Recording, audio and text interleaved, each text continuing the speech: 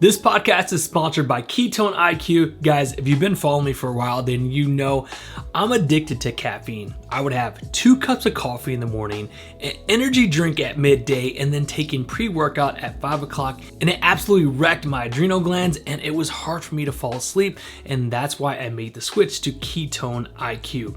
This is gonna give me the instant energy that I need, whether I need to take it in the morning, I need to take it midday, or I can even take it before my workout. And the best thing about this, it's got no sugar, no caffeine, and it's gonna give me that instant energy and instant focus. So guys, if you're looking for that midday pick me up, if you're looking to get away from all that caffeine from the morning, the afternoon, and then maybe when you get off of work, then I highly suggest you check out Ketone IQ. If you guys are interested, I'll have a link in the description below that will give you a special discount. So let's get started with this podcast. What's up, everybody? Welcome back to the What's Goody podcast. I have a good friend of mine, Dr. Shawn Baker. What's up, dude? Oh man, hey, it's good to catch up with you, Logan. It's nice to, like we were talking off camera. It's like I always like talking to my Texas folks, and so good to have you there. And you've been just doing such great work over the years. I mean, it's great to see your own personal transformation, and then the inspiration that you've undoubtedly helped many people. So good for you. Yeah, man, I appreciate it. You too. I mean, I did carnivore back in the day, and this was like 2000 and probably 18. I think I probably tried it, and I'm sure I'm sure that's where I found you. And, I'm not going to lie, like everyone else, everyone thought it was pretty crazy at first. Like, what? Only eating steak and ribeyes? Like, this is crazy. And I always have a funny personal story that I like to share is like, before my weight loss transformation, before my fitness journey started, look, I was drinking all the time, eating your typical breakfast, which is, cereal in the morning, some Pop-Tarts, buffet at lunchtime, and then, just fast food at dinner time, and nobody told me anything. Nobody said, hey, we're kind of worried about your diet, or you probably shouldn't be eating this. Not one person batted their eye or told me anything. But it wasn't until I started eating steak, avocados, olive oil, eggs, red meat that people were like, whoa. Goody, you gotta worry about your cholesterol. You gotta worry about your health. What are you doing? And it's how our society is, right? It's so backwards. They start questioning you when you start eating the foods you should be eating. So I'm sure you got a lot of that when you started your carnivore journey. Yeah, I mean, and I still, we were just talking, I was just on Rogan's podcast for the second time. And the first time I went on there back, in 2017, talking about this all meat thing, he looked at me like, what the hell's wrong with you, dude? You're crazy, right? I mean, I got the vibe, I was sitting in there knowing that he thinks I'm nuts. And I went back just, a little over a week ago, and it was a very different story. He was like, dude, everybody I talk to does this thing, gets healthy, it's better.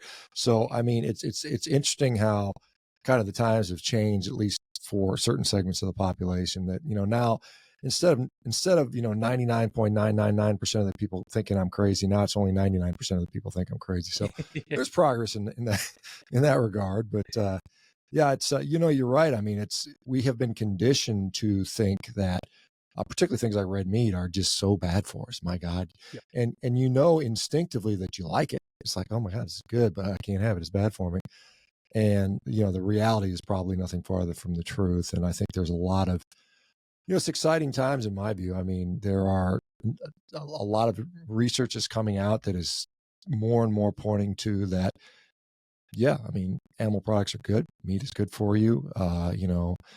So we'll see. I think the next couple of years are going to be really exciting, and it's fun to sort of get some level of validation. You don't do it for that, but you do it for, I do as a physician. My whole reason for being a physician was to try to, make sick people better. And I think, unfortunately, that sort of ambition, noble ambition at the beginning has now been so.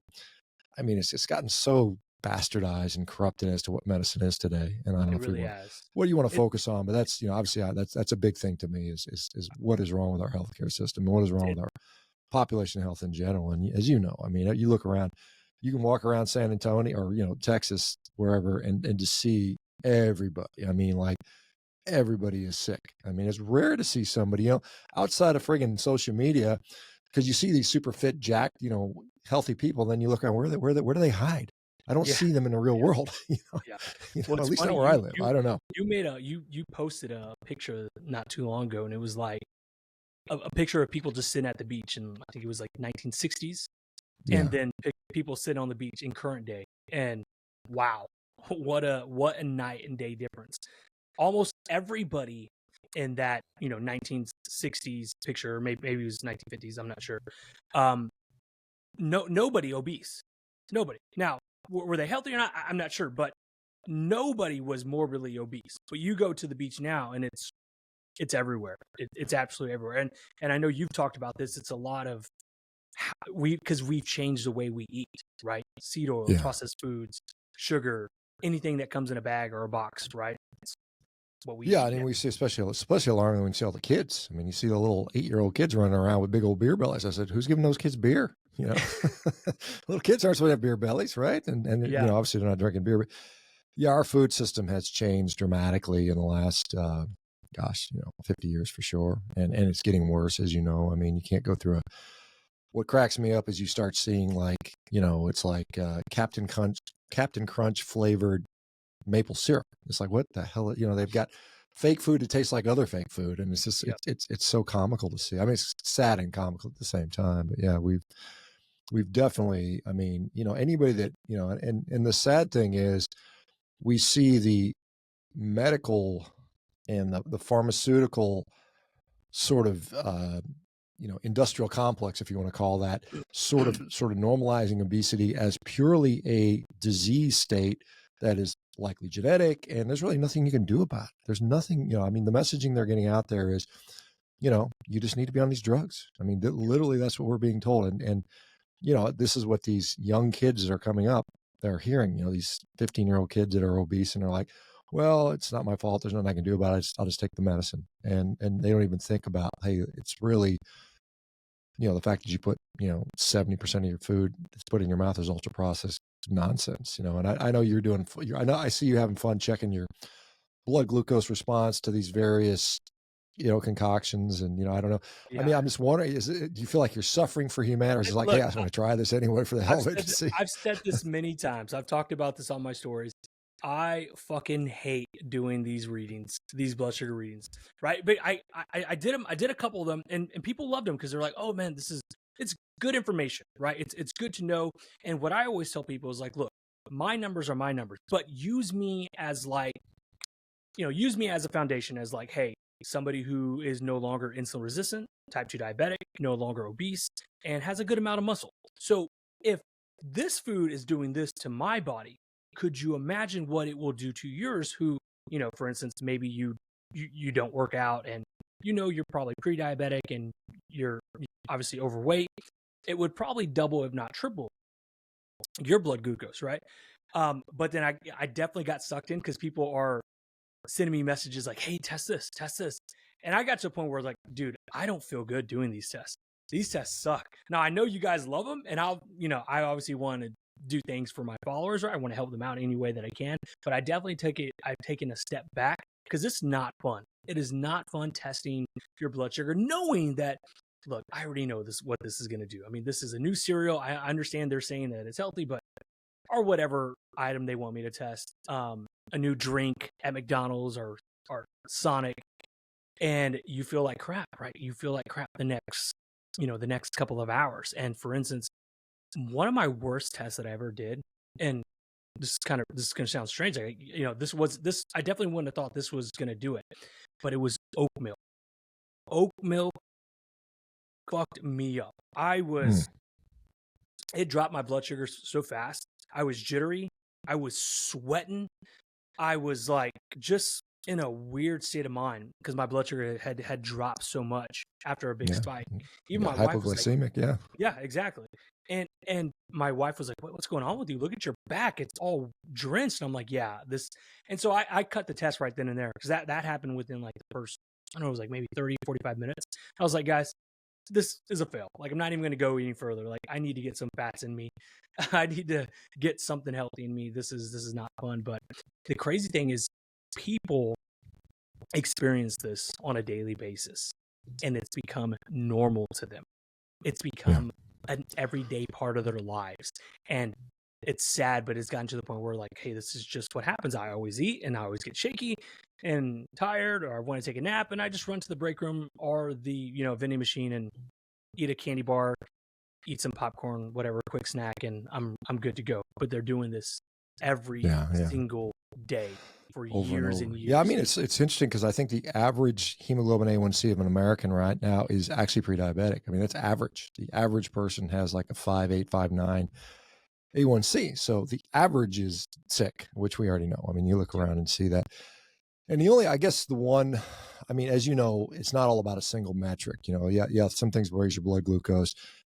We can argue how good or bad that is, but at the same time, you'll see that the processed food companies, the ultra processed food companies are not naive to this. And so what they do, they design foods that are still junk food, that are still cheap and profitable. And maybe they substitute, erythritol for sugar, and it's still junk food and it's still bad for it, but it doesn't have quite the insulin, the glucose response. And so, but it still is damaging to you in other ways. And so that's why when CGMs first came out, I said, it's going to provide some information, but a lot of people will hack it. They will eat to their CGM and still eat junk food. And I obviously, I don't think that's the point of what you're experimenting. You're probably saying, hey, if your food has ingredient, like I said, what I eat doesn't have an ingredients label. It's just like, I know what an egg is. You don't have to have an ingredient label on an egg or a hunk of meat, or, even if you're eating plant foods. I mean, yeah, you know what a carrot is. You don't need 57 ingredients on the back. So What the approach that I've taken, and this is kind of like,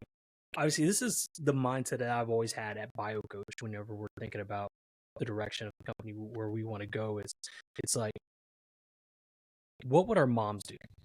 Right? Because my mother is the ideal person who needs, my help, needs your help, right? Struggled all her life, overweight, thyroid issues, insulin resistant, obviously diabetic. But at the same time, there's this barrier of like understanding, right? Understanding nutrition, understanding like, well, hey, this box says no sugar, son, so this should be good, or no sugar added. This is good, right? And it's like, no, mom, these labels are meant to deceive you, right? These companies are very, very smart in their wording, and so I try to make it simple to understand, but then also start small, right? Let's just start small. Let's take this food out of your diet, or let's do this, or hey, after your meals, why don't you go for a 15-minute walk? So I do like to incorporate hacks, like you said, but you're right. It's a slippery slope because people will use those hacks to beat the system. It's like, and that just defeats the purpose, right? The purpose is, let's try these hacks so we can eventually come up with an off ramp to these bad foods. And like you said, the numbers are staggering. 1 in 3 Americans is pre-diabetic, which is about 42% of every adult in America is pre-diabetic. We're 7% away from being 50%. And I believe in a couple of years, it will be there. Imagine that we're going to be having this conversation in a couple of years. One in every 2 adult Americans is pre-diabetic, which is just crazy. I don't see that number going down. Obviously, you and I are trying our best to get that number to come down, but it's fighting an uphill battle every single day with these massive corporations. Yeah, I mean, the interesting thing to me is, we you and I both live in a country that is massively privileged. I mean, we have tremendous amount of resources, tremendous amount of wealth. I know there's people say, well, there's other countries they think are better for whatever reason, but I think irrespective of that, the United States has so much resource. And I mean, we should be a nation of fit, lean, vigorous, really jacked athletes. I mean, we've got the resources for it, but we're not. We basically, somebody said we're farming out our population. We basically farm people for money. And, it's interesting, because there is a little bit of a conflict with some of these new weight loss drugs. I'm sure you're familiar with the Ozempics, semaglutides, and the tirzepatides and things like that are coming out there that do seem to be efficacious for weight loss, but at what cost ultimately, and they're, the way they work is basically to, mimic satiety in a way. I mean, they slow down the gastric emptying time, slow down digestion, and sort of have impact on satiety centers. But I mean, to me, it's the same thing as like, when I go and exercise, I run sprints or whatever, my heart rate goes up. You know, my heart works harder and that sort of thing. And that's generally considered a good thing in that context. But I could just as easily sit on a couch and inject a drug that would raise my heart rate. You know, I mean, there are drugs that'll do that. I mean, is anybody advocating for that? No, but No. of course not. So we have drugs that mimic what a good diet might do to you without trying to give yourself the good diet. And so I think there's a conflict that occurs, and you know, so I've got many concerns around that, you know, and I think you know, if you look, this is an interesting fact, I didn't know that in the last 10 years, do you know how many drugs the FDA has recalled for problems? Just No, take a wild guess in the last 10 years. the last 10 years, how many drugs? I'll say, take a wild guess. I say 1,000 a year, so say 10,000. Yeah, so it's 14,000 drugs have been taken off the market due to problems cited by physicians, and all of them cleared the FDA, and all of them were considered quote unquote safe and effective, but they all had to be pulled off the market. So it's one of those things that, you know, No, well, I mean, the answer is not. I don't think we're going to medicate ourselves out of this chronic disease epidemic. That is not the solution, in my view. I mean, it is a pharmaceutical solution. It's very lucrative and it's shareholder friendly, but it does not at the root cause solve the problem. Which you're right. I'm sure you and I both agree with. Two questions I have right there. So, why do you think that happens? If they're passing the FDA stage 1 to get approved, is it they're not giving these drugs enough time, long enough period to get tested to see the major, you know, defects? Is that the reason why? Yeah, I mean, I think that, you know, the sort of the drug approval process in the country has gotten a lot faster than it used to be, and that has gone at, you know, in part of the behest of politicians and society in general. Says we want more drugs quicker, we want things that'll fix our pain because everybody's in pain. Yes. And so there's been a push for this, and they can't conceivably do a test to test something on tens of thousands, if not hundreds of thousands. You know, they may run a few thousand people through a clinical trial, and you're going to pick up some things, the major things, but all these things that come out over time, suddenly people dropping dead or people having significant complications or problems with the drugs themselves, in their efficacy, perhaps. They cannot determine those things until it's kind of unleashed upon the population. So anytime there's a new drug that comes out, you know, within the first, you know, maybe even decade, you are still in the experimental phase as far as I'm concerned. So you might as well consider yourself signing yourself up for experimental treatments. And so that's why we see so much of that. And then, you know, the other thing is some people may know, the FDA is what's called, you know, there's such thing as regulatory capture. And so what happens is all new drug approvals in the FDA, where do they get the funding for that? Well, the funding for that comes from the drug companies. At least something like 65% of the funding actually comes from the drug companies. And so it's like, you know, you're asking to regulate yourself. And so there's obviously going to be, you know, some conflicts of interest there. And then not to mention that many people that sit on the head of the FDA now, you know, when they leave there, they go on to sit on the board of directors at these pharmaceutical companies. So they have these golden parachute type things. And so, yeah, they're going to be like, they'll say, hey, if you pass this one through, get this one through with little effort, you know, 2 years from now, we'll hook you up. And I you know, you scratch my back, I'll scratch yours. And that definitely is occurring. It occurs in the FDA, it's occurring in USDA with the same with the food stuff. So it is unfortunate. It's unfortunate that you know, that's the way it is. And you know, even compared to other countries, we are far more liberal about approvals of things that you know, well, you know, I'm sure from testing food that there are a whole host of ingredients in U.S. food that is absolutely banned in other parts of the world for various reasons. Exactly. So, and you know, it wasn't until, you know, the rise of Instagram and whatnot that you really saw the difference, because people were heading to Europe, or people from Europe would come to the US and be like, holy shit, your grocery store, everything's on like on steroids. Your candy bars are bigger, your boxes of cereals are bigger, your thing of donuts are bigger. Everything's bigger with, you know, worse ingredients. And definitely you know, notice that, you know, it's crazy, right? You want to ask the question why. I guess I would want to ask the question why is this not allowed in the EU or in, you know, South America or what, you know, other continents? Why is it banned but we're doing it here? Why? Well, I mean, the reason why I think is again, like we talked about, it's largely about profit. And it's interesting because, and while this isn't pure science, I mean, we hear countless stories of people that go over to Europe, for instance, and they'll eat whatever product that they can do in Europe, and they feel okay, and they come to the United States and the exact same product with the U.S. version ingredients, and they feel like garbage. My spouse is a perfect example. I mean, she's from France, and she goes back to France, and she'll eat bread in France, and she'll be fine. She tries to eat that stuff in the U.S., and she's like miserable for days. And so she eats like a couple pieces of bread a year whenever she goes back home to Europe.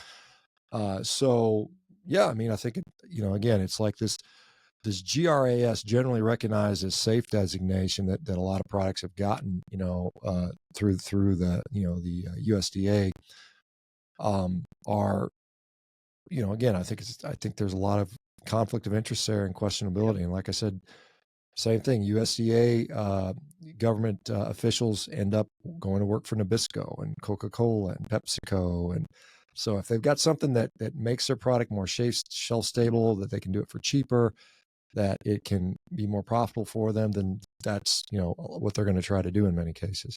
Yeah, at the end of the day, it's sadly it's always about money. Whether we're talking about the food, we're talking about our health, our healthcare. It's always follow the money. So it's the sad thing. Um, you know, I'm sure you've gotten asked this question, but I don't know this, so I want to know what made you want to start the carnivore diet. Like you didn't. Like, what made you just wake up one day? You know what? I'm just going to eat straight meat. Yeah. There were, I was, when I started that, I was 49. So I'm soon to be 57 now. So I'll be in my 8th year coming up right now. Well, actually, this is the beginning of my 8th year. I had already, because I don't, Logan, how old are you now? You're what? I am 37. 37. So when I was about 42, 43, I realized that I just wasn't where I wanted to be health wise. I mean, I was a big, strong athlete. I mean, I'd won a world championship in Highland Games. I was a surgeon. I was a busy guy, but I still trained like a maniac. I always have, I always will. And I just started to realize that, look, I probably have metabolic disease. I didn't know it at the time, but I just knew I didn't feel good. I think I'd sleep apnea. I'd have the nurse check my blood pressure. And it was slightly elevated. So clearly I was developing insulin resistance. I probably had insulin resistant. I was metabolically not as good as I wanted to be, despite all the exercise, and I wasn't eating garbage. I mean, it wasn't like I was just eating junk food, but I was eating a lot of food, and I was eating, what I thought was healthy food, or mostly healthy. But I would have dessert from time to time for sure. But I ate a lot of food. I liked to eat. I was a big guy. I was probably 300 pounds at that time. You've seen me. I'm still a big guy. I'm still right now, I'm 265 right now, but I was a bigger guy. I was plenty strong, plenty fast, but I just didn't feel good. And so I said, I kind of got done with, what was I doing? The Highland Games. I was doing the Highland Games. That requires, at 6'5", 300 pounds, I was on the smaller side of the athletes I was competing against. Most of these guys were 6'7", 340, 350. It just takes a lot of mass to throw those damn things, it's like, and so I, when I got done with that, I was like, okay, I'd won a world championship. I'm not interested in being like that type of person anymore. So I said, I'm going to start, start focusing on, I think just feeling better and leaning out and that type of stuff. And so, at the time, I thought, well, what do you do to get leaner? You eat a low fat diet, you eat a lot of fiber, you eat some lean protein, and you ramp up your exercise. So I did that. And I mean, I just did it like balls to the wall. I mean, I would get up at 5 o'clock in the morning before I had to go to surgery or go to my clinic, and I'd jump rope a couple thousand times. If I had a lunch break in my clinic, I'd go work out during my lunch break, and then I come home, a couple thousand jump ropes, put my kids to bed, a couple more thousand jump ropes, dramatic, caloric reduction, because I was eating 7,000, 8,000 calories a day. I was eating massive amounts of food. Yeah. So I dropped that down to like, something reasonable, 3,000 calories, and weight just peeled off. And I just dropped all the weight off like nothing. I dropped 50 pounds in 3 months, got lean, was looking good.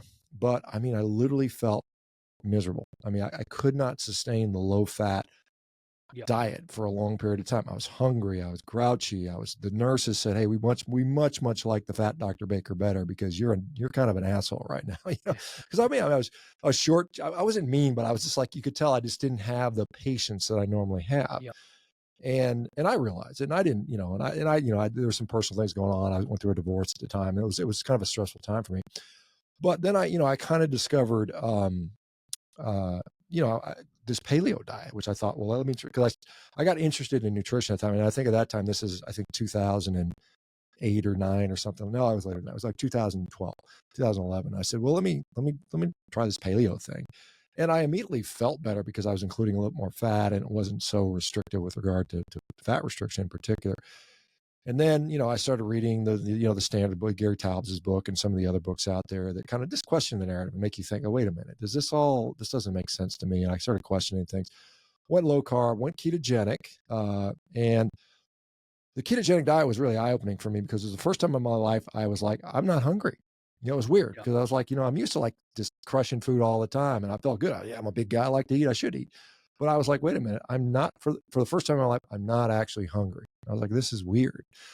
And so I did that for about 2 years and got more and more interested in nutrition. I started to apply it to my practice, my patients, and started to see, quite honestly, very amazing things occurring in my patients. The ones that would do it. Now, not everybody's going to do it. I mean, you present diet to 99 people and 3 people are going to be, okay, let me try that. So, I mean, again, but the ones that would do it, they were like coming back to me and said, hey, doc, my knee doesn't hurt anymore.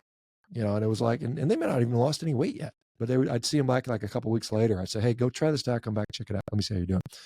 Because a lot of times, I was operating. I was one of the most busiest surgeons in the hospital. I did more surgeries than anybody else in the hospital, very prolific. And I was, there was this sort of agreement among orthopedic surgeons in the local area that, hey, we got too many fat patients, and they're hard to deal with. I mean, not that they're bad people, but they have higher complication rates. They're more likely to get blood clots. They're more likely to have wound infections. They're more likely to not have good, range of motions and outcomes. And pain management is more of a problem, many of them. So we decided, hey, we're not going to operate on anybody unless their BMI is under 35. That was a goal. And that excluded a lot of people. There's a lot of people BMI over 35 that need knee replacements or hip replacement or whatever it might be. And so we were trying to figure out ways to get these people to lose weight so that we could get them to the OR, because that's what we got paid to do. I mean, it behooves you to operate on people as a surgeon. That's how you get paid, right? I mean, you want to operate on a lot of people. And so we had a bariatric surgeon that they just hired, and there's no way he could keep up with the demand. He was like, man, I got plenty of people. I don't need any more patients, right? So I had the audacity to start prescribing ketogenic diets to my patients. And yes, they were losing weight, some of them. Well, most of them, if they stuck with it long enough. But I mean, like I said, the more important thing to me was they were saying, my knee does not hurt anymore. I literally had them on the schedule for a knee replacement. They had bad arthritis. I mean, bone on bone, bad looking arthritis. You look at the X-ray. I mean, sometimes you look at it. Yep, you didn't even have to talk to. Yeah, you're going to need a knee replacement. I mean, but I would get those types of patients, and they say, doc, my knee doesn't hurt anymore. And I'm like, well, you know what? Shit, we don't need to do surgery. So let's just wait. Let's just cancel it. And so, after experiencing that, that's what got me interested in low carb. And then I'm still like reading obsessively about this. Social media was starting. I started to get into social media, which really is a two-edged sword. I mean, there's a lot of negatives to social media, as you know. But I come across this crazy group of people doing all meat diet. And I thought, what the hell is wrong with these people? They're nuts, right? You can't live on all meat. I mean, this is what I thought back then, right? Yep. So I remember following these guys kind of lurking in their little Facebook group for about like 6 months to a year. And I mean, the more I started reading, the more they were talking, I said, this kind of does make sense. And I'd already kind of bought off into the low carb thing. So it wasn't that much of a stretch for me.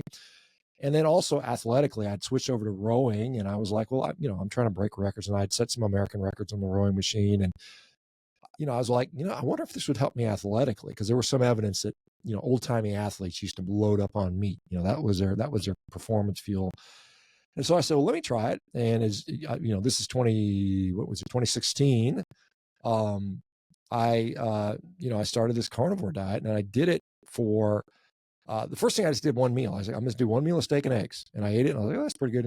I didn't die. Nothing happened. Nothing bad happened because I didn't have toast, or, I didn't have a glass of orange juice with breakfast.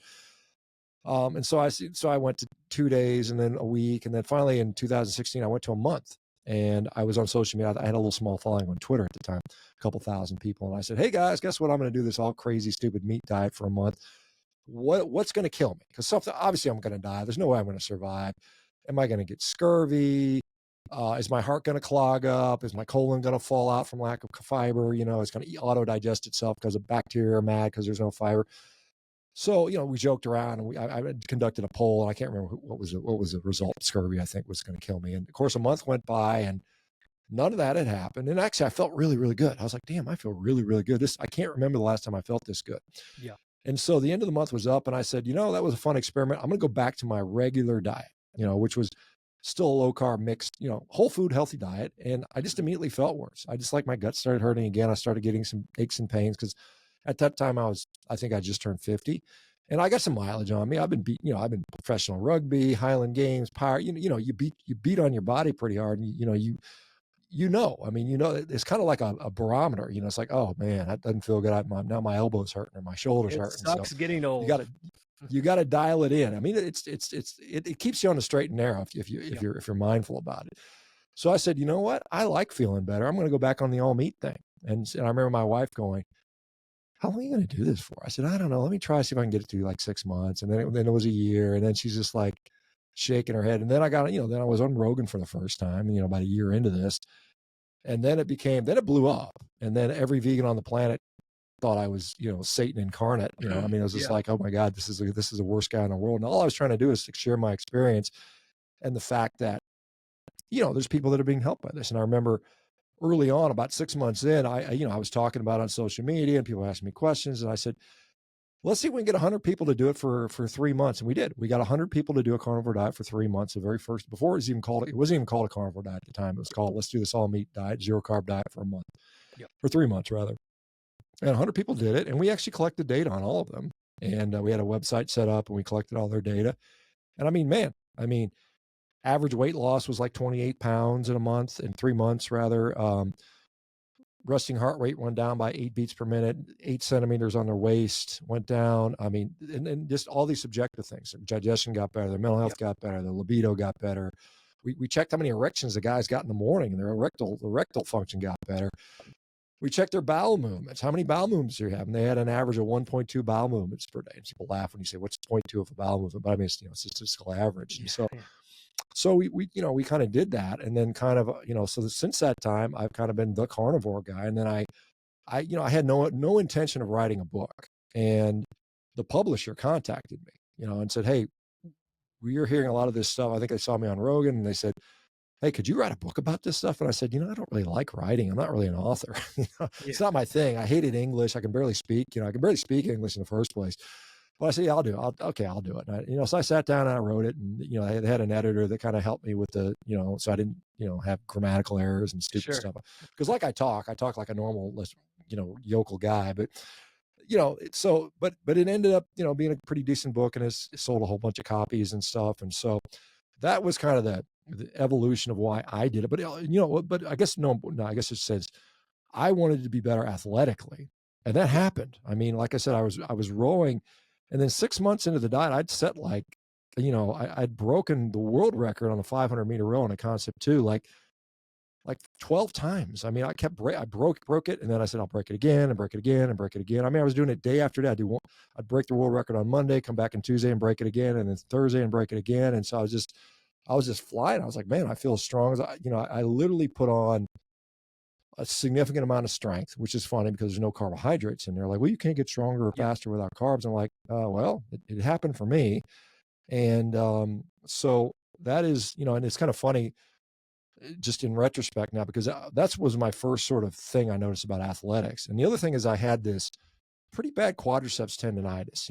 I think I was squatting 500 pounds one time, and my knee, I think I kind of partially tore my quad tendon a little bit, and it always bothered me. I mean, I couldn't get in a car and sit in a car for an hour. My knee would just be killing me. I go on an airplane ride, go to a movie theater. I was like, oh man, this sucks. Yeah. That went away like in 2 months. I was like, what the? And I was an orthopedic surgeon trying to fix it for years. I know all of the things you're supposed to do about tendonitis and tendinopathy. None of it ever worked. And I was just resigned to the fact that, oh, well, I'm getting old, and, it's just the way it is. I'm going to limp around, and some days I'm going to be able to train the legs, and some days I can't. That all went away. And I was like, shit, man, I'm going to train. Time to crank up the knob on training. And so I did. And yeah, so I mean, I was able to set a bunch of world records, and now we're fast forward to now it's over 7 years later. And it was kind of funny on Concept 2. When I did it, there were age class records, 50 year, 60 year, 70 year. And so I had just turned 50. I was like, well, shit, those records, I think I can get all those records. So I went in there, I broke, 3 world records on the Concept 2 at 50. And then I thought, well, I'm not going to mess with it until I turn 60 again, because there's, I already had those records. But then I looked recently and they changed it to 5-year age groups. So now there's like a 55-year-old age group. And I'm like, huh. And I looked at the numbers. I'm like, I can get those too. So I'm right now, as we speak, back in training to break a bunch more world records. And Nice. I think, and in fact, I got one I didn't even know I had. I just posted a time, and, they record everything. It's all uploaded, based on a computer. I mean, they've got a way to process to make sure it's validated. And I guess I looked and I said, oh God, I already got one of the American, I got 2 American records and a world record I didn't even know about in the 55 plus category, but now it's there. It's in my mind. I'm like, well, shit, I need to get it while I can. So anyway, but the thing is, the point I'm making on that is, at 57, I am just as strong, just as fast as I was at 50, which I think is remarkable given the fact that the normal progression of aging is, that slow, steady decline. And I haven't seen any of that. I mean, I'm still as strong as I ever was. In fact, I was stronger at 56 than I was at 46, which is interesting. How much, are you surprised? Like, was it surprising you as you were training, getting those records? Like, what? Because like you said, everybody hears it. You need carbs to build muscle. You need carbs to get stronger, right? So I come from the bodybuilding background. So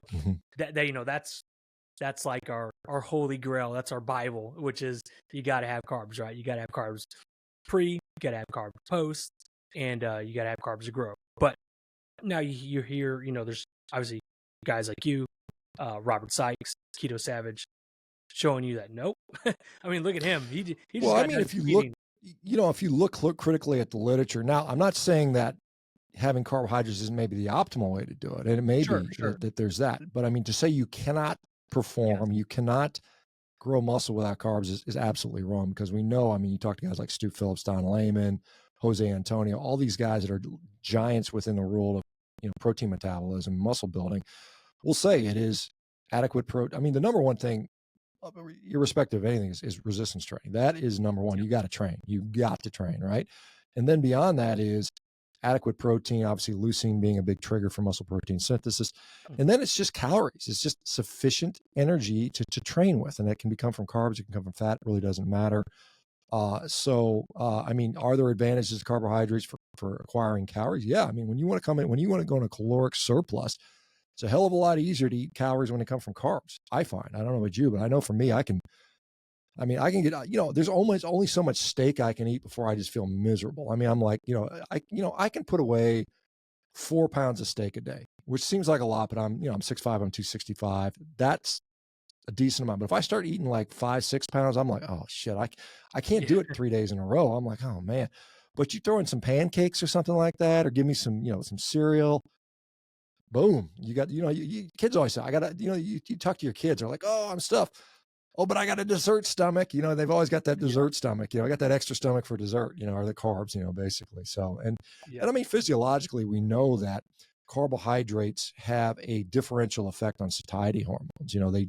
They seem to blunt some of the satiety response. And I think that's physiologically appropriate, because that's what initially carbs were to ensure we could, store and utilize energy. If you look at, I mean, again, it's speculative what early humans did, but I mean, there's some decent evidence out there that we would have, even in my book, The Carnivore Diet, I state explicitly human beings are omnivorous. I mean, I don't, because people always say, well, what do you think, you're lying? I said, no, this is, in my view, a carnivore diet is a therapeutic protocol. It is a diet that is very effective, particularly at mitigating disease. That's what I promote it for. I know there's other people that, put it on their t-shirt and say, hey, I'm Carnivore Carl, and, whatever. And, it's almost like vegan-like, where you get these people that are kind of on the team and on the club, and, they wear it as their identity, which I think, whatever, I don't really care. It's not what I, obviously I'm promoting it. I'm one of the biggest promoters for it, but at the same time, I think it's not, everybody needs to do it. It's not, there are plenty of other ways to get healthy. I mean, as I'm sure and I agree with, but to say that you have to have carbohydrates to perform, to build muscle, is just factually incorrect, because you can do it without that. Now, again, I mean, there's people that build muscle on a vegan diet, right? I mean, that occurs. I mean, again, it wouldn't be my cup of tea. And I think there's some limitations with that as well. But I mean, Yeah, there's some that, and it it's looks kind of hard. interesting. I've met a lot of vegan athletes or that have added meat back into their diet, and all of a sudden, boom, they hit another gear. They're like, wow. And it's like, it's impressive that you could do what you do with that handicap. It's like when you see somebody who's like a Paralympic or blind athlete, you're like, wow, look how impressive they are. Could you imagine if they had full capacity, what they could really do? Yeah.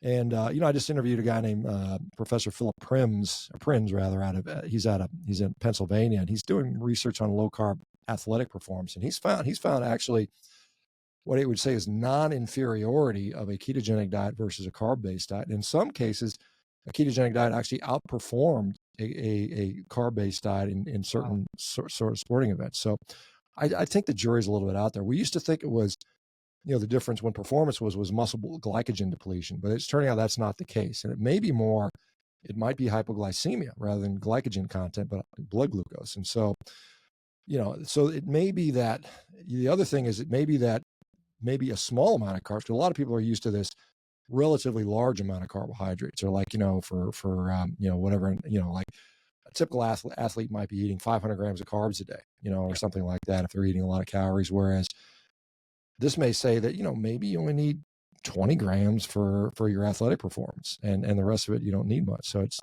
I think the science is evolving a little bit on that. You're right. And, my personal journey. So starting from ketogenic diet, doing a strict ketogenic diet, make sure I was in nutritional ketosis at all times, lost 70 pounds, no longer needing to lose weight, really wanted to focus on muscle building. And I incorporated the carbs pre and post, right? But, people were freaking out. Like, oh my God, you're not keto anymore. What are you doing? I'm like, well, slow down. I'm only doing like 25 grams of carbs pre and post. That's not a lot, guys. I'm going to use that during my workout, my intense bodybuilding workout, right? To give me that extra boost. So you're right. And I've always said, look, whether you do carnivore, OMAD, fasting, paleo, whole foods, whatever, do what you like and you enjoy, and that's sustainable. Anything's better than fast food, like a typical American eats. Anything's better than that, right? But find what works for you. And I'm glad you said that, there's other ways to do it to become healthy. One thing that I really, really want to pick your brain about, because it's something that I am experiencing right now, and you kind of brought it up earlier. You were having severe knee pain. I think I have a herniated L3 and L4 that just happened. That that is compound because I have an L5 herniated disc. I know that happened in 2018. I'll tweak it every once in a while, maybe once, twice a year. Kind of be out for a couple of days, but then I'm good. This time, currently, what's happening now is I now have numbness and all up and down my thigh, down to my calf. And when I drive, I have severe knee pain where I don't even want to drive. And I'm looking at peptides. I'm looking at stem cells, which when you posted about it, I immediately called Ways to Well, set an appointment with him, talked to them. So we're discussing what we can do, because it's really impacting my life, like my day to day. Like I can't have a normal day to day anymore without having severe knee pain when I'm driving. I can't really sit down for a long period of time, and at night I'm constantly waking up. And so I'm looking at all these things, and I'm really contemplating going back to carnivore and just trying it out to see if Well, I mean, I went through, I had quadriceps tendonitis, but I the reason I was there and is because I had a herniated disc in my neck. I was doing jujitsu, and I mean, I had some wrestler, a pretty good solid wrestler I was going. He's like a 20-year-old guy. I mean, I'm 30 some years older than these guys. You're rolling with the young guys. Yeah, I go with the young guys and go hard, and so he, I'm 250, 260, and he got behind me and drove me forward. I landed on my head, and all my weight plus his weight on top of my head kind of flexed under me. And I felt like, I was like, oh, something happened. I stopped. Hang on, something happened. And then I kind of, shook it off and went back to wrestling, finished out with him and wrestled the rest of the night. Came back the next night and was wrestling again. And the next day I woke up and I was like, severe pain going down my arm and numbness in these two fingers, which is still numb. This finger is particularly still numb. This one's a little bit. And I was like, oh shit, I know it's, I was like, this is called a cervical radiculopathy. It's in the C7 area. It's a disc injury. And, I ended up getting confirmatory MRI. And knowing, like the treatment options for this particular condition are, one, it gets better, it just gets better, right? That's fortunately, that's what happens the most of the time. If it doesn't get better, then you start looking at different surgical options typically. And it's a fusion, a disc replacement. Sometimes it's depending on where the disc is, they can do a decompression from the back, without having to fuse the neck. But I don't want any of that. I'm like, man, shit, I don't want any of that stuff, And so one thing I know is that there's at least a decent body of literature that shows that a very deep ketogenic diet can help with neuroinflammation, because that's what you're experiencing. You've got an irritated nerve, and when you flex your spine, like when you're sitting, you're stretching that nerve and causing irritation to that. And so that's where you're getting that symptom from. And so a ketogenic diet can help with that. How much it helps is variable. Sometimes maybe it'll knock it down 10%, maybe it'll knock it down 80%, who knows? I did some physical therapy. I went to a physical therapist to do like neck rehab, and there's some things, nerve flossing type things that kind of help with that. You kind of stretch the nerve in and out, so it doesn't get kind of impacted, so you can kind of move it in and out, so it's not always under pressure. And the stem cell thing was Rogan's idea, because Rogan, I guess, Joe's been following me for a long time, and we sometimes, you talk back and forth through DMs on social media. It's not like I can call him up and say, hey, Joe, how's it going? I'm not that close, but I consider him a friend, but we're not like buddy. But he said, I said, hey dude, I saw your neck's hurting. Why don't you come out and do a podcast? Cause we had talked about doing a subsequent podcast for years now. And he goes, well, I'll set you up with stem cells and we'll do that. Right. So I said, well, shit.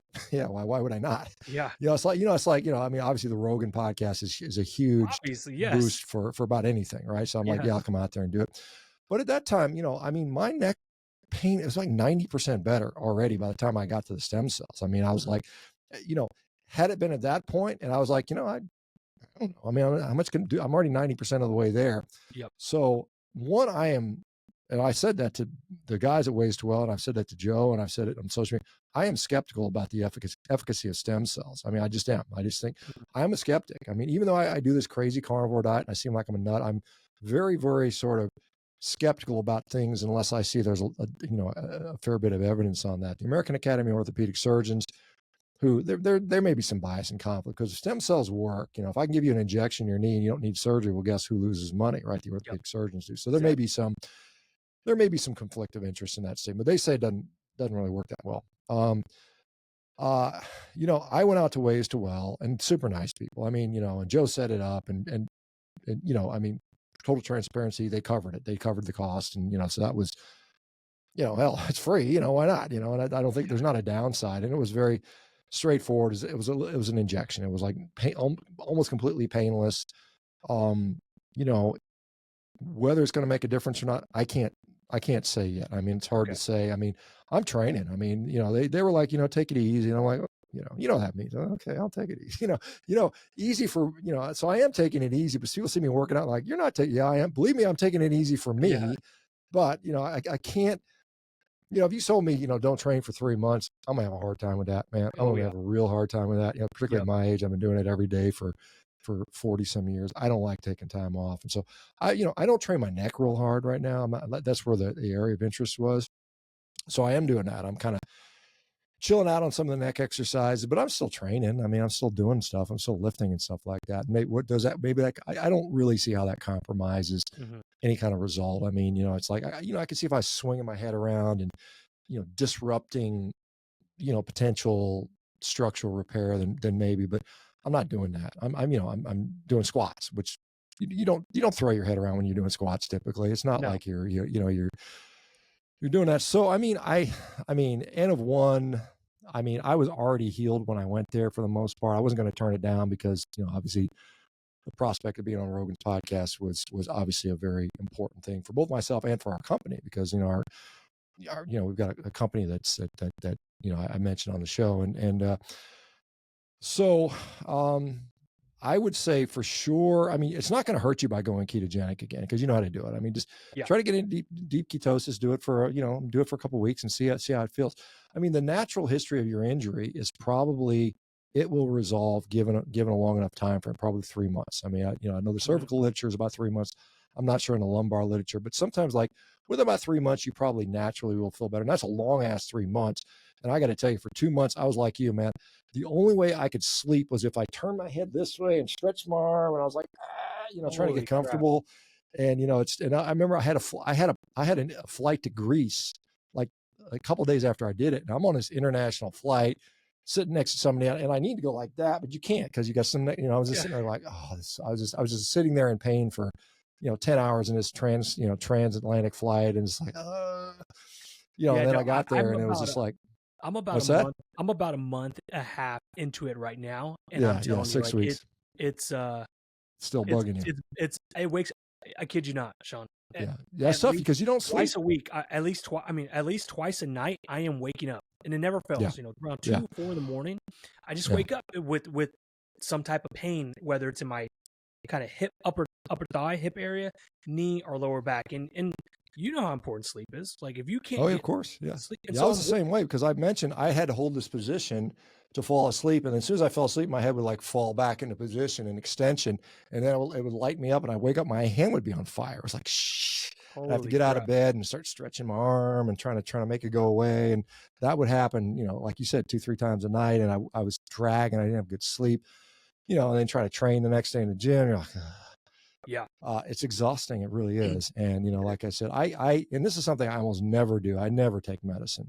I took like a couple Tylenols and a couple Motrin just for like 1 or 2 days, just because I was so freaking miserable. And then I actually made an appointment with a spine surgeon because I was like, hey man, I can't live like this. I literally do not want to live in this way. And I was thinking about surgery. And, I said, because I knew it was like 12 weeks was the sort of the window. And I said, look, I'm going to need an appointment. At 6 weeks in or 7 weeks in, I went and talked to the surgeon. I said, look, if this doesn't get better, I'm going to need something. Right. And he said, yeah, I agree. We'll look at it, get an MRI. And I haven't been back because I'm like, I can live where I'm at now. I got a little numbness in my finger and that's it. So I'm like, and, I had a little bit of weakness in my right tricep, which is going away. I'm almost back to normal.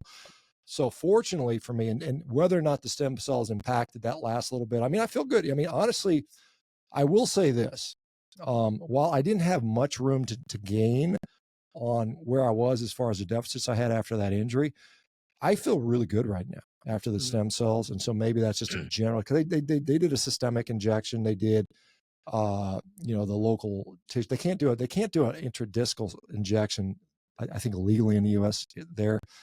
And then they also put me on this little peptide, BP157, which again, I'm very skeptical of that as well. But I mean, I will say at the very least, although I don't notice a tremendous difference in my symptoms from the neck, I generally feel pretty good. And I'm in there, like I said, I'm in there rowing and I'm like freaking crushing, man. I'm like, I can break the world record tomorrow. I mean, I feel that good. And I just started training for it. So, I mean, it's just like, so, I mean, again, depending upon finances and stuff like that, it's not a lot of risk to it. I mean, it's a friggin' shot. It's not like, it's not like it's surgery, it's, I don't think it's a major risk type of thing, but I think the ketogenic diet would be beneficial to you. I mean, I think that's something I would try to go deep ketosis for, maybe a month and see how you feel. Because that might make a difference. I feel like I'm on that same journey as you. I'm just a little bit further behind. So I have a spine specialist appointment on Thursday. Yeah. Cause same here. Like you said, I can't live like this, man. This is well, I mean, if at all possible, you can avoid, surgery, you should do so. I mean, particularly spine surgery. That's the goal. That's the goal. Yeah. I don't want any surgery. Some of the things they offered me, they can do like selective nerve root blocks. They can do, corticosteroid injections. They can put you on like prednisone. And I declined all that. I said, I don't want that stuff. I just don't want to take that crap. I'd rather just kind of gut it out, and I ended up, like I said, I did end up taking a couple Tylenol and a couple ibuprofen, and it helped some. It helped me get a good night's sleep. It was like after like 7-8 weeks of not sleeping, I was like, fuck, I got to get some sleep, man. So I just kind of took some, and I actually slept a little better and did that for a day or two. And then I was like, I don't want to take this stuff. I'm just tired of it. And then I just kind of have been getting better and better. And right now I sleep fine. Right now it's not a problem. It's the only thing. This is annoying. I got this little, and in a way, I'm glad I still have a little numbness in my finger because it reminds me not to forget about my neck, because I plan on going back to wrestling and jujitsu. Yep. And so it's kind of like a reminder, hey, dummy, take care of your neck, because I've got I'm a tall guy, I'm long, lanky, but I got a long neck. Yeah. And it's not, it's a relatively strong neck, but it's not like I've got a really strong back, and I'm generally pretty strong throughout, but I haven't really focused on, like most of us, not a lot of people specifically train their neck. It's kind of like a weird thing that most people don't do. And so I got that little iron neck thing that, Rogan talked, and I've actually enjoyed it. It looks goofy. It looks like a big old flying saucer on your head. And you look like a goofball, but I've seen you use it. But it actually, I think, does a pretty good job. So it's like I said, if you ever need to train your neck, I would say that's, that's a pretty good device rather. Yeah. It's funny how, like, when I'm going to therapy, I've been going to Erosti, and they got me doing these little movements that are just simple movements, but they are kicking my ass because I have such a weak core. My core is something I've never trained. Now, look, I'm. Well, I mean, you do. I mean, squats and deadlifts you do, but I mean, your specific things, so you're not doing, right? Yeah. Exactly. I'm not. I don't. Let's just put it this way. I don't designate a day for it or a certain time period, right? It's just, if I do it in a compound, I'm training it, right? But it's nothing specific, and so I'm doing these exercises that they got me doing, and my core, my stomach is just shaking. I'm shaking. I can't even hold it for 10 seconds, and I'm like, this exercise is kicking my ass, but I can squat and bench and deadlift, but I can't do this little hold for the core without my body just absolutely just being like freaking out, shaking. So it's one of those things. Yeah, it's funny. We don't. It's tough to be good at everything. I mean, there's, like I said, there's only so many hours in the day that you can realistically train. I just got a new device for try to do Nordic curls, Nordic hamstring curls. I'd never done one before in my life. Never had, never really had, I guess, the right tools for it. So I got one of those things as a little, goofy thing to play with. And so that's a new thing. And that's like, I don't know if you've ever done one. That's a hamstring getter, man. That's like, wow, that's tough. Yeah. No, hamstrings are one of the things that I've always lacked. And let's just say I lack in them, and I know I need to focus on them. But I haven't been able to train lower body in about a month. So I'm just going to give it a couple more weeks, like you said. Going to try to play around with the diet, see what the specialist says, keep doing all of the at-home exercises that they want me to do. And well, I mean, I found one of the interesting things that I found, and this is consistent with the literature, but I felt better when I was moving and active, even with the neck pain. I mean, like I'd go on the treadmill and walk or ride the bike, and I would just feel better afterwards. I mean, I was still in pain, but it was less. And, you get this sort of endorphin rush, and, that's, I mean, really, the worst thing you can do is just lay there and not move. That's going to make it many, many times worse. Yep. No, for sure. The good thing is sitting down hurts. So I'm constantly on my feet. I work from home. Same thing with me, it's kind of funny. It's funny because, you think about it, like when I'm standing, I feel even now a little bit sitting, I don't like it that much, because when you sit, the weight of your head is pushing down, and then the chair is pushing up onto your butt. And so your spine is being compressed more, and that causes more pain. When you're standing, at least the bottom part is not being, you're not being directly forced against. So yeah, sitting for like, if I go, like I was on vacation, we go to a restaurant and eat, and I'd just sit there, and I was like, oh man, I can't even sit down. It was like, and like I said, I was about a week out from the injury. You can imagine how bad it was. Yep. Just trying to sit. I mean, I was like, oh man, let me just get through this meal and go for a walk. And it was a challenging I'm picking and choosing where I'm driving to. If I have to go anywhere far, I'm like, okay, how can I get out of this?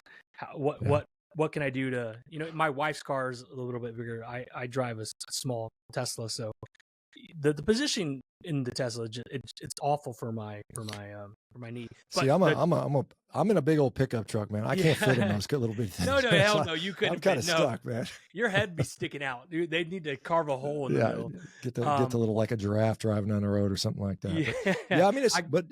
You think about that, Logan. There are people that literally feel like you do 24 hours a day for years and years on end, and they become addicted to pain medications. They turn crazy. They literally turn into crazy people. They don't sleep for years.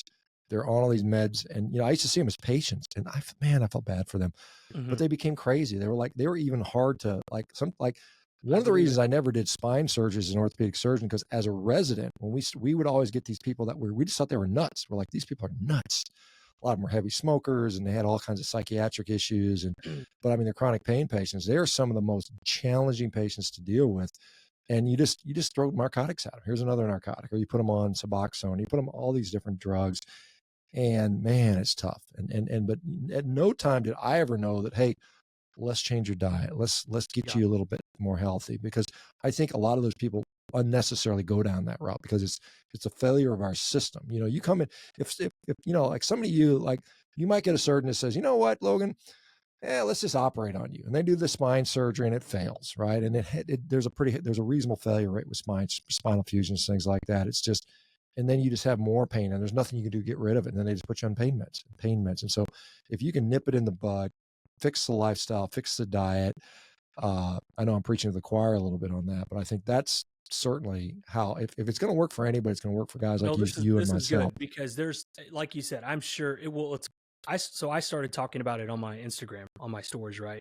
Just kind of like how you were talking about your injury. I'm giving people an update, letting people know what's been going on. And what blew my mind is like how many other people are struggling with this sciatic nerve issues, right? And so I'm like, wow, I didn't know it was that big of a deal. Like, I mean, I got people messaging me out the yin yang. Oh, I have it here. I've been dealing with this. This is what's worked for me. It's like, holy shit. Like, so this is definitely something that a lot of people struggle with. But to your point, that scares me the most. And I haven't shared this with anybody yet, other than my immediate family. So this is going to be a first time. People that are listening to this on podcast and on YouTube. You're right.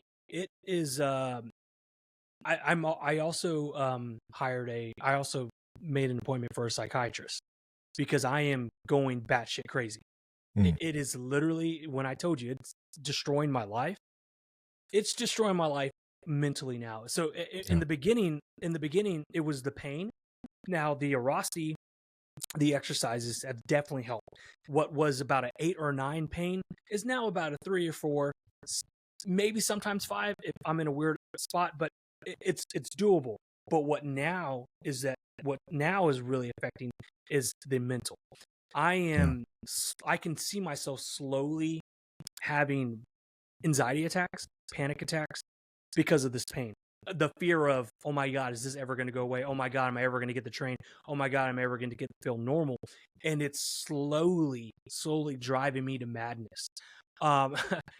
And hearing you say that, it's like, holy shit, I get it. I totally get it. I am slow. If I don't take care of this now, I can see myself just going off the rails because I don't like having this pain, right? It's like, I can't live my normal life. I've lived this normal life for years and years.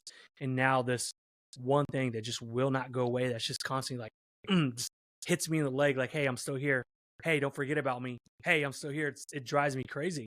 So, yeah, I don't know where I'm going with that, but it's just something I want to share because I'm sure there's other people dealing with this same issue. I mean, at the same time, anytime I have an injury, and over the year, you train hard, you're going to have injuries from time to time. I've had them, and you're like walking down the street, and you're like, I got to walk slow. I couldn't run. Maybe I can't defend myself if some crazy person was to jump. But when you feel good, you're like, you feel on top of the world. Mentally, you feel better. Yep. But yeah, you're absolutely right, and I felt that for a period of time. I was like, man, I don't know that I can work out. I could, if because to me, being able to train is such a valuable part of my life.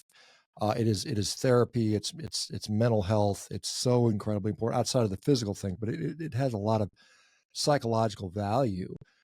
And the thought of saying that you can never train to the level you're accustomed to is a bitter pill to swallow. I can't, I see these guys that are like in these horrible accidents where they become, paraplegic or something like that. And you're like, how the hell would you deal with that? Because you've taken for granted to be able-bodied and physically fit, and having that potentially threatened is really, really traumatic.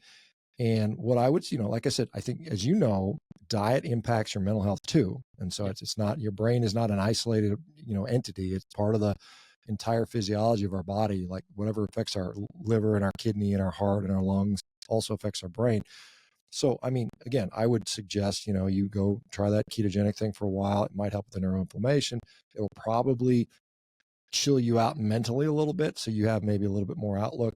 And then, that background pain, like I said, like you'd mentioned, I mean, for me, I'm pretty like, I think my pain got to maybe a 7 or an 8, which is pretty damn painful. I've never seen a 10, because when I used to be a surgeon, people would come in and they'd be like chilling out. And I said, "What's your pain?" "Oh, it's a 10." I'm like, "It's a 10 and you're sitting here chilling?" That to me, that means your guts are being ripped out by a bear. That's 10, Yeah. right? Yeah. So I'm saying, it's pretty bad. It's a 7, 8. And, but then it went back down to there was a background. It was always like a 3 for me. It was like always a 3. I'm always aware of it. Fortunately, that's gone. I have literally no pain at all right now, which is such a relief. I mean, I've got numbness, which I feel, and that's annoying, but it's not pain. Yep. So I think that, you're absolutely right. You got to take care of your mental health. You got to take care of your physical health. I would say the odds are likely you will recover from this. You'll have minimal to no sequelae if you do the right things. And I think you can do that without surgery. Probably. I mean, I don't know for sure, but I mean, that's the natural history of most of these things. But most people, like I said, most people, they just don't have the patience in many times, or they don't have the know-how to what else can they, because sometimes you feel helpless. You're in Yeah. all this pain and you're like, I can't, it won't get better. And you become disempowered. And then you're dependent upon the healthcare system. You're depending on the whims of the doctor or the whims of the scheduler of the doctor. And, I need this pain medication. I need this procedure. I need this MRI. I need this or that. And it's disempowering you because you don't have any control over that, really. I mean, you Yep. can think you do, but I mean, you're really dependent upon somebody else, and you have a lot of power in what you do, and a lot of these things. So, I mean, gosh, I would just, do the right things, focus on sleep, figure out the sleep position that you can get sleep in, get the good diet in there, do that, do the day-to-day movement stuff that's going to get you there. And probably, and I don't know the stats on lumbar radiculopathy, but I suspect it's similar to cervical. There's about an 80% chance you won't need surgery, an 80% chance you'll recover with either near full or full recovery, which is, I think, helpful. And then you go back and like, how do I prevent this, right? Because you don't want it to happen again, right? Because No, it's like, if it definitely happens don't. once, it's Yeah. more likely to happen again. That's the same thing with my neck. I mean, some people are like, well, just don't do jujitsu anymore. I'm like, I don't know that I like that option. I want to be able to play hard. And so what I'm doing is I'm trying to bulletproof my neck and also like movement stuff. Because I mean, again, I mean, I'm fit and I'm strong, but the reality is I'm freaking 57 years of age. And, there's things that are not as good as they were when they were 20, but, I think I'm an outlier in the 50-year-old class, but I mean, I still have to respect that. So, and the only way I go back to that stuff is if I have, to the best of my ability, bulletproofed everything the best that I can. And then, then the chips fall where they may, because otherwise you hear that, oh, you just need to slow down. You're getting old, slow down. You don't need to train as hard. To me, that's the wrong answer, because yes, there's always people that say, I hear all the time, well, I trained hard in my 20s and now I'm 50 and my knees hurt and I need knee replacement. Well, I said, most likely you stopped training, got fat and started eating garbage, and that's why your knees hurt. Or, you had an injury and you just never rehabbed it properly and you just quit. That's what happens more often than not. And, I talked to Ted Nyman. I don't know if you know Ted, but he's another low carb kind of, well, he's more of a protein energy guy now, but he made this nice analogy that like in life we get, we have a capacity. Let's say this is, when we're a 10-year-old kid and we're running around in the backyard doing backflips, swinging from the swing set, climbing trees. And then all of a sudden we can do less and less and less. And then eventually it's like, all I can do is walk around my house. All I can do is lay in my bed, and now I'm dead. And so the longer you can keep this, the longer your certainly quality of life and likely your lifespan will be.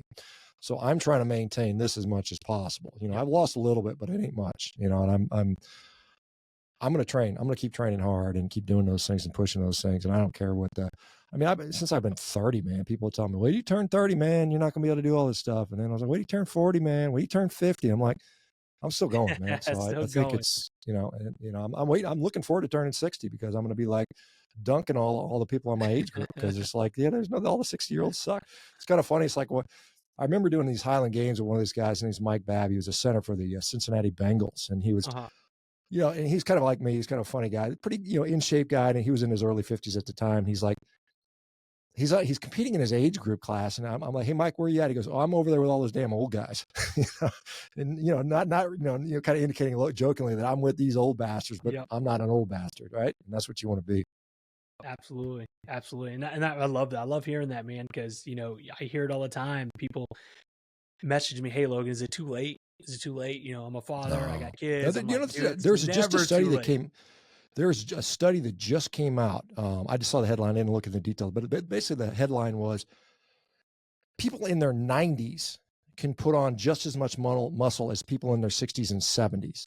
Wow. So you think about 90-year-olds can gain muscle like a 60-year-old would. Most people are like, well, 60-year-olds kind of old anyway. But I mean, to my knowledge, and I've seen a lot of 90-year-olds, and they don't look good. I mean, like in every single 100-year-old I've met in my life, with very rare exception, has been an old, demented lady in a diaper that had pissed herself with a broken hip. I mean, and they're like, don't be 100. That's my impression of 100 years of age.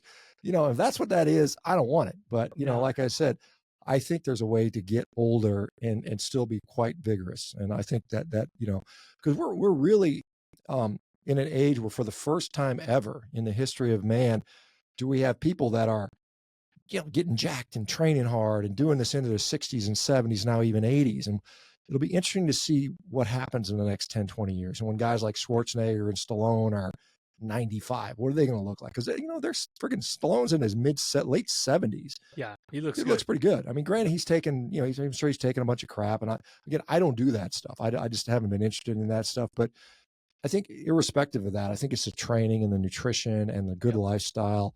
And it'll be interesting to see, because you got people telling you like, I'm going to live to be like these biohacker guys that think they're going to live to 180 because they inject weird shit into their body and they take 150 supplements. I think that's all bullshit, going honestly. But we'll see. We'll see what happens. Maybe I'm wrong. Who knows? It's going to be fun to find out. It's going to be fun to find out. So, well, Shawn, dude, I appreciate you taking time out of your hectic schedule. I mean, you went from Rogan's podcast to my podcast, so I kind of feel like, all right, that's what I'm talking about. I like there you go. I like You're that. up there, man. You're up there. So anyway, but no, I truly just want to say thank you for everything you do in the community of just helping people, and I love how passionate you are. And you don't even have to see it. I mean, you don't have to talk about it. I can see it. People can see how passionate you are about helping people, getting people off their medication and going through just diet and lifestyle changes. What we know is obviously the hardest thing, lifestyle changes, right? It's hard to get people to change what they've been doing for years and years. But if you can just convince them, just try it for a week, 2 weeks, a month, and then they see those changes, right? They feel those changes. No more pain in the knee, no more, inflammation, no more, gluconeogenesis. Just no more dropping your blood sugar, just feeling better overall. It's one of those things that's just, it's amazing. And I just want to tell you, thank you, man. Thank you for just being. Yeah. I mean, I'll just interject here, Logan. I think the biggest thing we can do as sort of practitioners or promoters of healthy lifestyle is, with so much focus on weight loss. And I mean, I get it. You can look in the mirror and see I look better, but it's so much more than that. It's mental health. It's physical health. It's how you feel, how your digestion works, how your knees feel, how your back feels, your libido, your general sense of happiness. And if you say, look, that's why I think I've had so much, reward, is because I've been focusing on, hey, look at this guy. He had MS. He could barely walk. And now he's back to he's got a job. Here's this guy that had, Crohn's disease, and he was on the toilet 20 times a day, pissed, crapping out blood. And now he's not even on medications. He's got back to a normal life. So those are the things to me that are going to really resonate with you, because it often takes, you're acutely aware, it often takes pain to make us change our direction. And I think a lot of people are feeling a lot of pain right now. Yep. And the answer, in my view, again, you're not going to medicate your way out of this. You've got to do the things. And the nice thing about, in my view, like a carnivore diet or things like that, is the food ain't bad, man. I mean, it's not like it's torture. Like I eat friggin' steaks every day, and I'm fortunate I can afford that. But I mean, I'm not like struggling to enjoy my food. I like the hell out of what I eat. I'm like my dog. When I feed my dogs and they get meat, they're dancing, they're drooling, they're excited. That's the same way I am. I'm literally like, I'm kind of drooling, man, thinking about that damn ribeye steak cooking. So anyway, awesome, man. I love it, man. Well, hey, appreciate you and everything you do. And where can people find you? And tell them about your company. Yeah, well, let me just take a second to talk about that. So Rivero.com is a digital online health company. We are licensed in all 50 states, so we have doctors in all 50 states. Our mission is basically To treat people with chronic disease, we're focusing on metabolic disease and autoimmune disease and inflammatory diseases. So like diabetes, hypertension, metabolic syndrome, obesity, Crohn's disease, psoriasis, rheumatoid arthritis, all the autoimmune diseases. And we have, a whole team that's there to support people, to get people off medications when possible, to treat the root cause, to actually, reverse disease, cure disease, treat the root cause where possible, instead of just, here's your pill, and that's getting away from, in my mind, that's what medicine should be. And so we're very excited about that. We are launching, I think, the first of the year. So coming up, I think we have something like 5,000 people on our waiting list right now, which is Wow. quite good. So going That's on awesome. Rogan and talking about it obviously is helpful. But yeah, we're excited about that. And so that's the company. So Revero, REVERO.com. My social media, I'm on Instagram, Shawn, SHAWN, Baker, BAKER 1967, which is my birth year. I'm on X, formerly Twitter, at SBakerMD. I've got a YouTube channel, Shawn Baker MD, and I've even got a crazy TikTok channel, Shawn Baker MD, which I always laugh about the fact that I have TikTok. But anyway, that's where I'm at. Love it. All right, guys. So that's where you can find Dr. Shawn Baker. And everybody, thank you for watching and listening to this episode of the What's Goody podcast. We'll check you on the next one. Peace.